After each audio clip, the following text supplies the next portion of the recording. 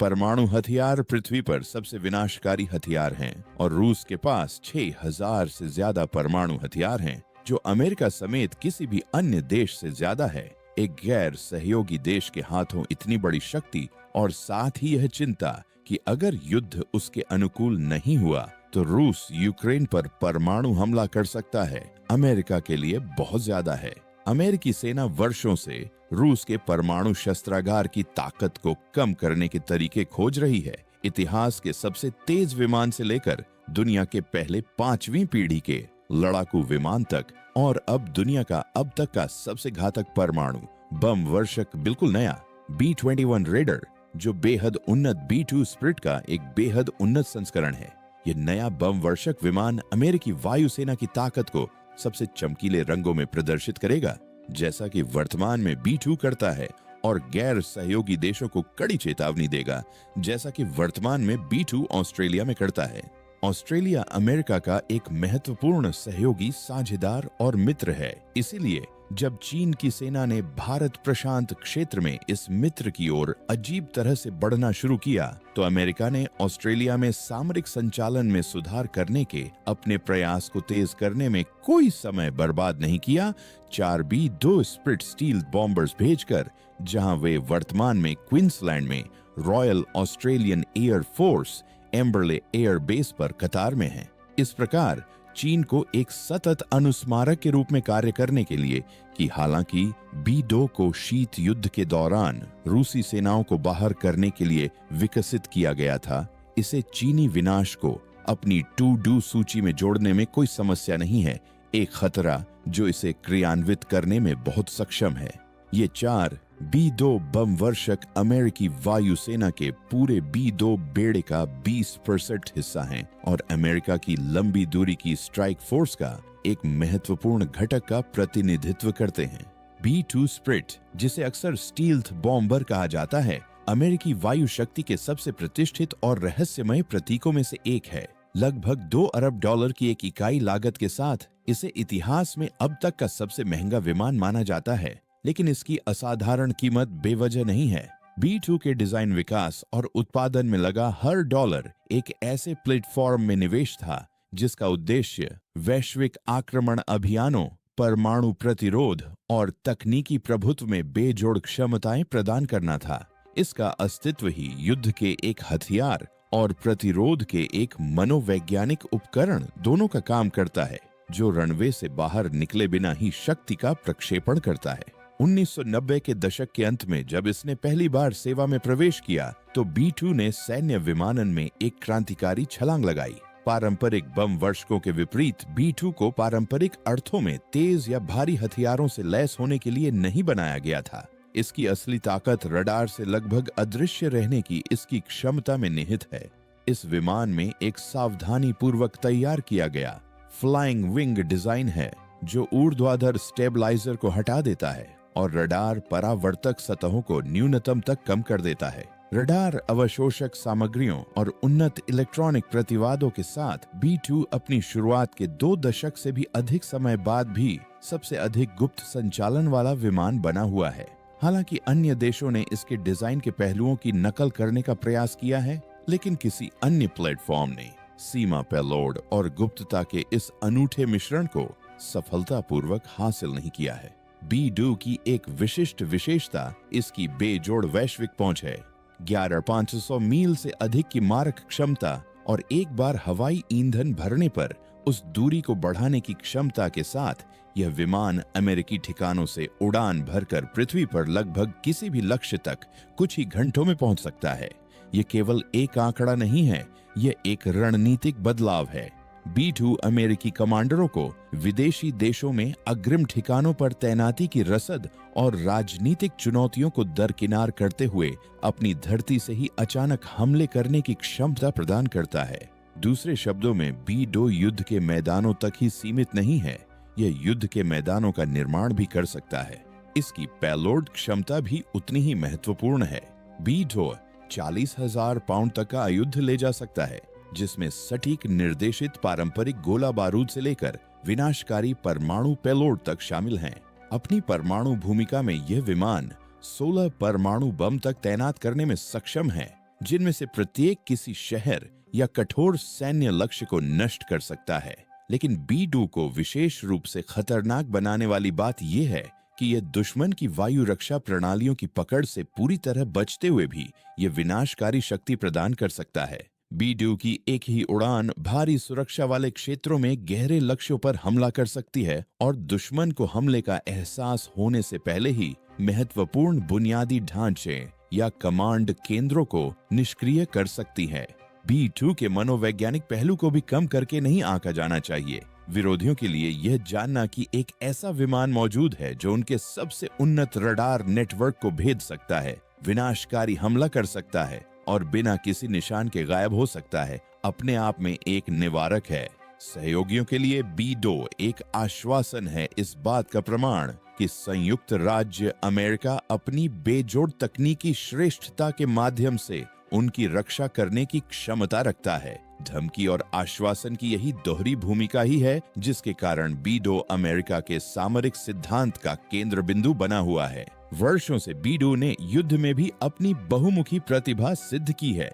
हालांकि इसे मूल रूप से शीत युद्ध के दौरान परमाणु प्रतिरोध के लिए डिजाइन किया गया था, लेकिन 1999 के कोसोवो अभियान से लेकर इराक, अफगानिस्तान और लीबिया में अभियानों तक कई पारंपरिक संघर्षों में इसका इस्तेमाल किया गया है। हर मामले में B-2 को ऐसे अभियानों के लिए चुना गया जहां दुश्मन के पास मजबूत हवाई सुरक्षा थी या जब उच्च मूल्य वाले लक्ष्यों पर सटीक हमले जरूरी थे। इन अभियानों में इसके प्रदर्शन ने न केवल इसके डिजाइन को बल्कि बदलते वैश्विक खतरों के अनुकूल ढलने में सक्षम एक लचीले प्लेटफॉर्म के रूप में इसकी भूमिका को भी प्रमाणित किया।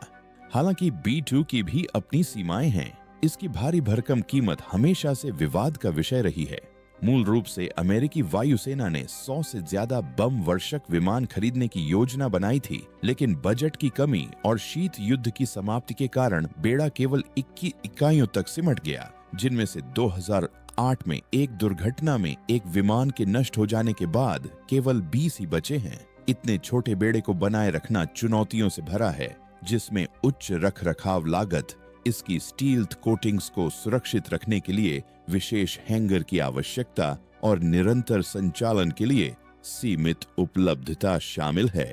आलोचकों का तर्क है कि यही बात B-2 को अमेरिकी वायु शक्ति का एक नाजुक और अत्यधिक महंगा घटक बनाती है।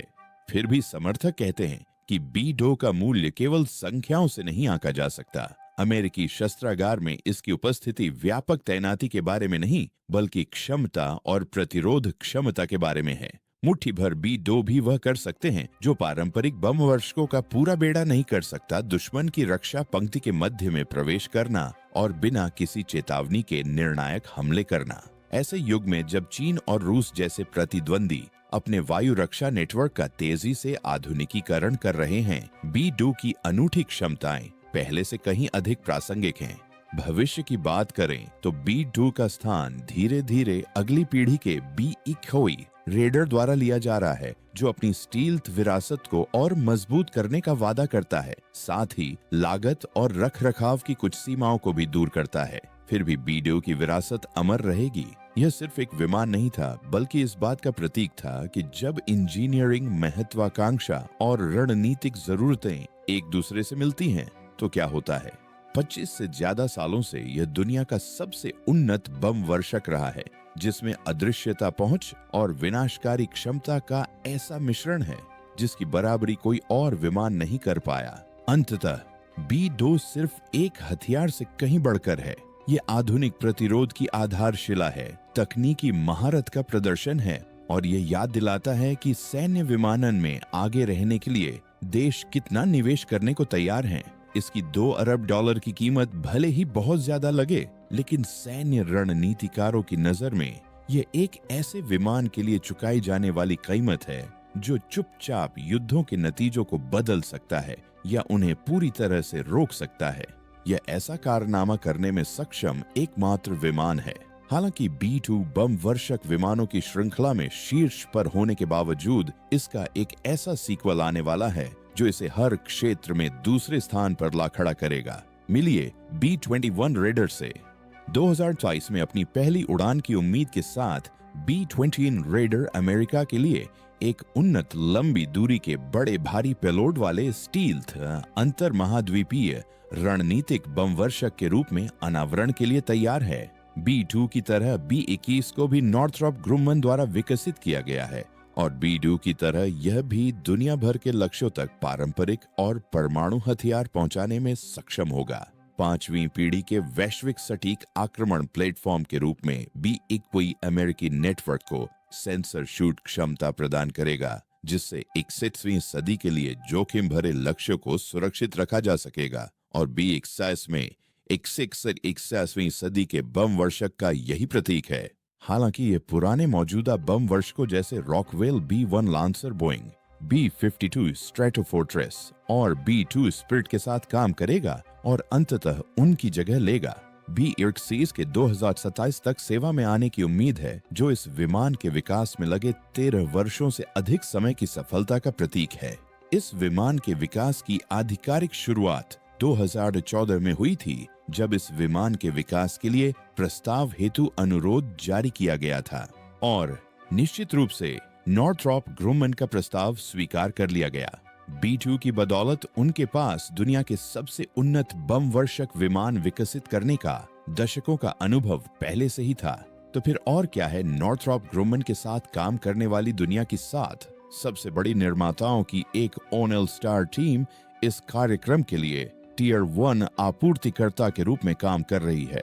आपूर्तिकर्ताओं की इस टीम में अमेरिकी एरोस्पेस निर्माता प्रैट एंड व्हिटनी, जो यूरोप की सबसे बड़ी रक्षा ठेकेदार है, BAE सिस्टम्स, दुनिया की सबसे बड़ी प्रथम श्रेणी की एरोस्ट्रक्चर निर्माता spirit arrow systems, Northrop Grumman की orbital ATK Rockwell Collins, GKN aerospace और यानित्स्की इंडस्ट्रीज शामिल हैं। नॉर्थरॉप ग्रुमन की अगुवाई में ये 8 कंपनियां मिलकर एक ऐसा बम वर्षक विमान बनाएंगी जो खुफिया जानकारी जुटाने की दोहरी भूमिका, युद्ध प्रबंधक की तिगुनी भूमिका या इंटरसेप्टर विमान की चौगुनी भूमिका निभा सकेगा। ये विमान में ग्रह के दूसरी ओर से आने वाले खतरों को भांपने के लिए बुद्धिमान सेंसरों के संयोजन, इसे रडार से अदृश्य बनाने वाली शीर्ष स्तरीय स्टील्थ विशेषताओं, पूरे देशों को नष्ट करने के लिए पर्याप्त भारी हथियारों और एक खुली वास्तुकला के कारण संभव होगा, जो इसे समय और तकनीक के साथ तालमेल बनाए रखने के लिए नए उन्नयनों को तुरंत अपनाने की अनुमति देता है। और वायुसेना सचिव फ्रैंक कैंडल तृतीय के अनुसार इस बम वर्षक विमान के साथ साथ एक बम वर्षक ड्रोन भी उड़ान भर सकता है, जो छोटे छोटे मिशनों को अंजाम दे सके। ये क्षमता केवल अगली पीढ़ी के लड़ाकू विमानों जैसे कि एनगेर्ड एफकेस और टेम्पेस्ट में ही विशिष्ट प्रतीत होती है। B-21 अब तक ऐसी क्षमता वाला एकमात्र अमेरिकी बम वर्षक विमान है। इन और अन्य विमानों के लिए अमेरिकी वायुसेना ज्यादा से ज्यादा B-21 विमान चाहती है। इसीलिए उनकी योजना कम से कम 100 B-21 विमान खरीदने की है और अंततः 200 तक पहुंचने की है। यह उनके B-2 बेड़े से लगभग 10 गुना ज्यादा है। हालांकि B-2 के बराबर कीमत पर 200 B-21 विमानों की कीमत $400 अरब होगी, जो कम से कम कहने के लिए बहुत बड़ी रकम है। इसलिए इतना बड़ा B-21 बेड़ा बनाने के लिए कुछ प्रभावशाली लागत दक्षता की जरूरत होगी। फिलहाल इन विमानों की कीमत कितनी होगी, यह अनुमान लगाना मुश्किल है। जाहिर है B-21 रेडर की लगभग हर अन्य विशिष्ट परियोजना की तरह लागत अनुमान जनता के साथ साझा नहीं किए जाएंगे, क्योंकि वायुसेना के अनुसार लागत संभावित विरोधियों के लिए इस गोपनीय परियोजना के बारे में बहुत अधिक जानकारी उजागर कर देगी और यह उनकी अपेक्षा के बिल्कुल विपरीत है, जब ये संभावित विरोधी अपने स्वयं के B-21 प्रतिद्वंदी विकसित कर रहे हैं। रूसी पाकड़ा रूसी वायुसेना के लिए एक लंबी दूरी का कम नजर आने वाला रणनीतिक बम वर्षक होगा, जिसमें कई तरह की वास्तविक युद्ध क्षमताएं होंगी। ये एक सबसोनिक विमान होगा जिसमें क्रूज मिसाइलों, हाइपरसोनिक मिसाइलों, सटीक पारंपरिक और परमाणु बमों का भारी भार होगा और ये सभी B-21 की तरह एक फ्लाइंग विंग डिजाइन में समाहित होंगे और अमेरिकी बम वर्षक की तरह PAKDA में भी सबसे उन्नत स्थानीय इलेक्ट्रॉनिक युद्ध और स्टील्थ तकनीकें लगी होंगी, जिससे यह अपने रडार रिटर्न को सीमित कर सकेगा और अपने इंजनों से निकलने वाली गर्मी को छुपा सकेगा। हालांकि दशकों के इतिहास को देखते हुए रूस तोपखाने की तुलना में स्टील्थ को शायद ही प्राथमिकता देता है और इसीलिए PAKDA संभवतः B-21 की तुलना में काफी कम स्टील्थी होगा। ठीक उसी तरह जैसे Su-57, F-22 और F-35 की तुलना में काफी कम स्टील्थी है। वास्तव में Su-57 को 5वीं पीढ़ी के सभी लड़ाकू विमानों में सबसे कम स्टील्थी माना जाता है। रूस हमेशा की तरह अपनी आयुध क्षमता से इसकी भरपाई कर लेगा, जिसके परिणाम स्वरूप PAKDA में 80,000 पाउंड तक का पेलोड होगा, जो संभवतः B-21 से ज्यादा आयुध है। ठीक वैसे ही जैसे Su-57 में F-22 और F-35 दोनों से ज्यादा आयुध है। B-21 की तरह PAKDA को भी 2020 के अंत में सेवा में तैनात किए जाने की उम्मीद है और इसीलिए यह अमेरिका, रूस और चीन के बीच बम वर्षक क्षेत्र में एक दिलचस्प मुकाबला होने वाला है। चीनी शान H-20 चीन शान H-20 के साथ 5वीं पीढ़ी के बम वर्षकों की सूची में शामिल हो गया है। हालांकि इस बम वर्षक के बारे में बहुत ज्यादा आधिकारिक रिपोर्टें नहीं आई हैं, फिर भी हम इतना जरूर जानते हैं कि यह जरूर मौजूद है और इस पर नजर रखना जरूरी है, खासकर इसलिए क्योंकि इसके फ्लाइंग विंग्स का आकार B-21 और PAKDA जैसा ही है।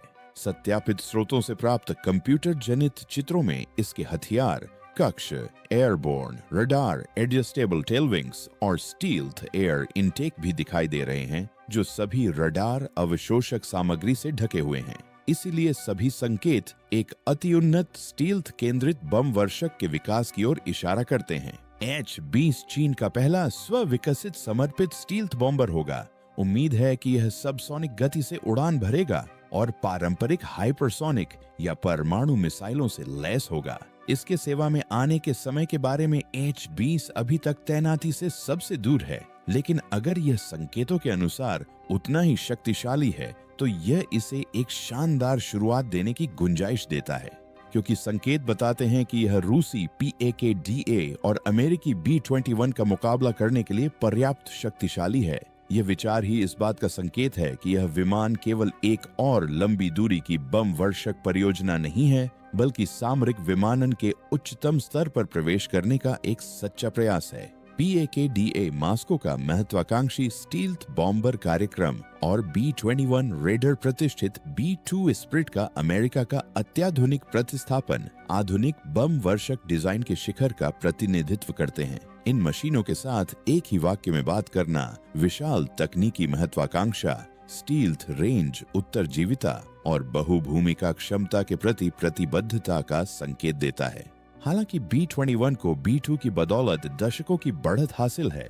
जब 1980 के दशक के अंत में B-2 स्प्रिट पहली बार सेवा में आया तो इसने बम वर्षक डिजाइन में एक क्रांतिकारी बदलाव का प्रतिनिधित्व किया। इसके उड़ने वाले पंखों का आकार, रडार अवशोषित करने वाली सामग्री और दुश्मन के इलाके में बिना पकड़े गहराई तक घुसने की क्षमता ने रणनीतिक बमबारी की अवधारणा में क्रांति ला दी। संयुक्त राज्य अमेरिका के लिए B-2 केवल एक विमान नहीं था, यह शीत युद्ध के अंतिम चरण के दौरान बेजोड़ तकनीकी श्रेष्ठता का प्रदर्शन था। इसने वॉशिंगटन को दुनिया के सबसे सघन वायु रक्षा नेटवर्क को भेदने और किसी भी विरोधी के कमांड और नियंत्रण ढांचे के केंद्र पर सटीक प्रहार करने में सक्षम एक उपकरण प्रदान किया। यह विरासत सीधे B-21 रेडर में प्रवाहित होती है। रेडर सिर्फ एक उत्तराधिकारी नहीं है, यह B-2 से सीखे गए दशकों के सबक और कंप्यूटिंग, नेटवर्किंग और सामग्रियों में हुई प्रगति का परिणाम है। B-2 के विपरीत, जिसका निर्माण और रखरखाव बेहद महंगा था, B-21 को शुरू से ही लागत कुशल, स्केलेबल और भविष्य के उन्नयन के अनुकूल डिजाइन किया गया है।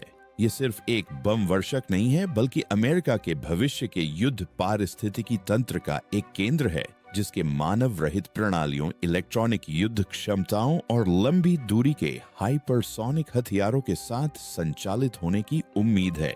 इसके विपरीत रूस का PAKDA अभी भी विकास के चरण में है और उन्हीं बाधाओं का सामना कर रहा है जो लंबे समय से मास्को की एरोस्पेस परियोजनाओं को सीमित कर रही है। बजट की कमी, पुरानी सोवियत तकनीक पर निर्भरता और अत्याधुनिक इलेक्ट्रॉनिक्स तक पहुंच को सीमित करने वाले प्रतिबंध।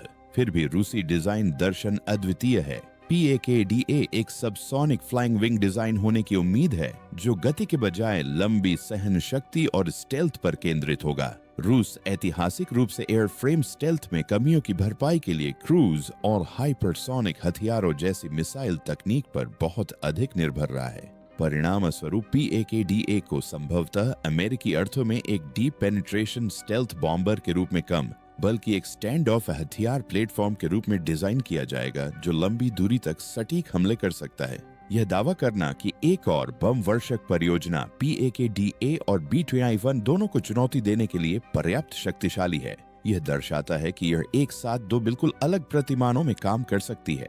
इसे वायु रक्षा भेदन भूमिका में B-21 से मुकाबला करने के लिए पर्याप्त रूप से टिकाऊ और गुप्त होना चाहिए। साथ ही PAK-DA की लंबी दूरी की मिसाइल वाहक के रूप में परिकल्पित भूमिका के बराबर बहुमुखी और पेलोड सक्षम भी होना चाहिए। ये संतुलन हासिल करना असाधारण रूप से कठिन है और संयुक्त राज्य अमेरिका और रूस के अलावा बहुत कम देशों ने ऐसा विमान बनाने का प्रयास किया है। B-21 की सबसे बड़ी ताकत सिर्फ इसकी स्टील्थ क्षमता नहीं है, बल्कि वह पारिस्थितिकी तंत्र है जिसके तहत इसे काम करने के लिए डिजाइन किया गया है। यह एकीकृत उपग्रह टोही, उन्नत डेटा फ्यूजन, कृत्रिम बुद्धिमत्ता, सहायता प्राप्त लक्ष्यीकरण और ड्रोन और अंतरिक्ष आधारित उपकरणों के साथ सहयोगात्मक संचालन के युग में उड़ान भरेगा। इस लिहाज से BE-21 पारंपरिक अर्थों में एक बम वर्षक कम और 21वीं सदी के बहुक्षेत्रीय युद्ध के लिए एक मंच ज्यादा है। इस बीच अगर रूसी PAK-DA अपने डिजाइन लक्ष्यों को हासिल कर लेता है तो यह मास्को के लिए एक विश्वसनीय परमाणु त्रिकोण और नाटो की बढ़ती मिसाइल सुरक्षा के बावजूद विरोधियों को धमकाने की क्षमता सुनिश्चित करके एक निवारक के रूप में काम करेगा। रूस के लिए PAK-DA सिर्फ तकनीकी प्रतिष्ठा का नहीं बल्कि रणनीतिक अस्तित्व का मामला है। इस क्षेत्र में प्रवेश करने वाले किसी भी प्रतिद्वंद्वी को इतिहास का ध्यान रखना होगा। B-2 कार्यक्रम ने साबित कर दिया कि एक स्टील्थ बॉम्बर कितना परिवर्तनकारी हो सकता है, लेकिन इसने यह भी दिखाया कि तकनीक को बहुत जल्दी उसकी सीमाओं तक ले जाने की क्या कीमत चुकानी पड़ती है। अमेरिका ने भारी भरकम खर्चों के कारण केवल 21 B-2 ही बनाए। B-21 का उद्देश्य उन गलतियों को सुधारना है जिसमें क्षमता और सामर्थ्य का सम्मिश्रण है। दूसरी ओर रूस का PAK-DA शीत युद्ध काल के बम वर्षकों जैसे Tu-95 और Tu-160 से स्टील्थ पीढ़ी में छलांग लगाने का एक जुआ है, जबकि उसके पास ऐसे प्लेटफॉर्मों के साथ दशकों का वास्तविक परिचालन अनुभव नहीं है। इन दोनों विमानों के सामने टिकने के लिए कच्चे प्रदर्शन से कहीं अधिक की आवश्यकता होती है। इसके लिए एक सिद्धांत, एक रणनीति और एक औद्योगिक आधार की आवश्यकता होती है जो दशकों तक इस कार्यक्रम को बनाए रख सके, क्योंकि बम वर्षक विमान केवल युद्ध मशीनें नहीं हैं, वे राष्ट्रीय प्रतीक निवारण के उपकरण और तकनीकी परिपक्वता के प्रदर्शन हैं। B-21 B-2 की विरासत का भार वहन करता है जिसने स्वयं आधुनिक युद्ध की दिशा निर्धारित की। PAK-DA सामरिक विमानन में एक समकक्ष प्रतियोगी बने रहने की रूस की आशा को संजोए हुए है और कोई भी बम वर्षक जिसके बारे में दावा किया जाता है कि वह दोनों को चुनौती दे सकता है, उसे न केवल इन मानदंडों को पूरा करना होगा बल्कि यह भी साबित करना होगा कि वह सामरिक बम वर्षक की भूमिका को ही नए सिरे से परिभाषित कर सकता है, ठीक वैसे ही जैसे B-2 ने एक बार किया था जब वह अंतरिक्ष की सीमा पर था, बिना ईंधन भरे महासागरों को पार कर गया था और एक बम वर्षक की नई कल्पना की थी। इंजन, एवियोनिक्स, आयुध और लागत सब कुछ नियंत्रण में है और इन्हें इतनी अच्छी तरह से डिजाइन किया गया है कि यह एक ऐसा बम वर्षक विमान बन सके जो अब तक दुनिया में देखे गए किसी भी विमान से कहीं अधिक उन्नत हो। B-21 रेडर अमेरिका के दुश्मनों के लिए चिंता का विषय और सहयोगियों के लिए बेहद खुशी का विषय होगा, लेकिन यह तभी संभव है जब आप इस चैनल को सब्सक्राइब करें और इस वीडियो को पसंद करें। तो कृपया ऑस्ट्रेलिया और अमेरिका के अन्य सहयोगियों की खातिर अभी ऐसा करें। इस वीडियो के लिए बस इतना ही। देखने के लिए धन्यवाद। अगले में मिलते हैं।